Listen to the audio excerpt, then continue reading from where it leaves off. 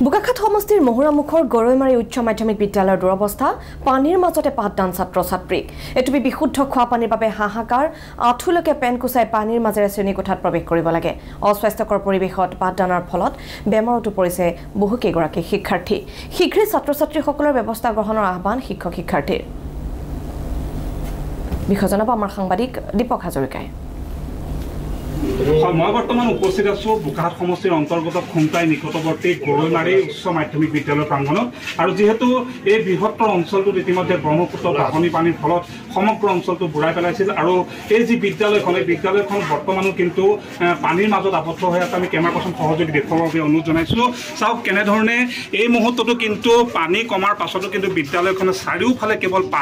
পানী আৰু পানীৰ মাজতে এই ছাত্ৰ ছাত্ৰীসকলে অস্বাস্থ্যকৰ পৰিৱেশৰ মাজত এনেধৰণে শিক্ষা গ্ৰহণ কৰিবলগীয়া এক পৰিৱেশ সৃষ্টি হৈছে সকলে যেহেতু এই গৰম বন্ধৰ পাছত বিদ্যালয় খুলিছে আৰু বিদ্যালয়খনলৈ ইতিমধ্যে আহিছে আৰু শিক্ষা গ্ৰহণ কৰিছে কিন্তু অস্বাস্থ্যকৰ পৰিৱেশৰ মাজত ছাত্ৰ ছাত্ৰীসকলে শিক্ষা গ্ৰহণ কৰিছে আৰু অস্বাস্থ্যকৰ পৰিৱেশৰ মাজত শিক্ষকসকলে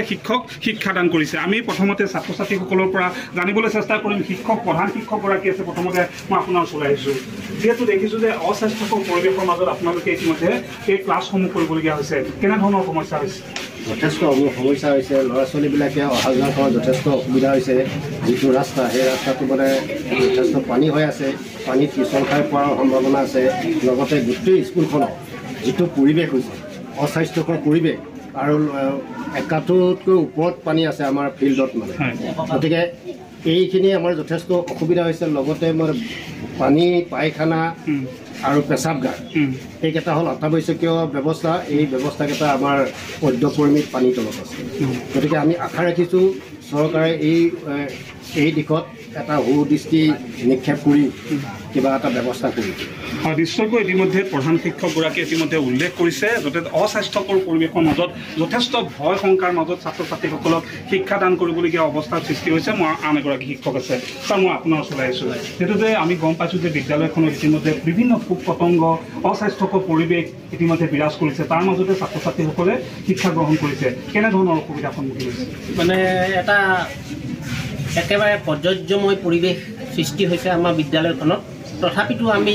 ছাত্ৰ ছাত্ৰীসকলক আগবঢ়াই নিবৰ কাৰণে গৰম বন্ধৰ পাছতে আমাৰ বিদ্যালয় পাঠদান কাৰ্যসূচী আৰম্ভ কৰিলোঁ কিন্তু যদিও আৰম্ভ কৰিলোঁ এনেকুৱা এটা অস্বাস্থ্যকৰ পৰিৱেশত ছাত্ৰ ছাত্ৰীসকলক আগবঢ়াই নিয়াৰ ক্ষেত্ৰত আমি অসুবিধাৰ সন্মুখীন হৈছোঁ আমাৰ ফিল্ডখনত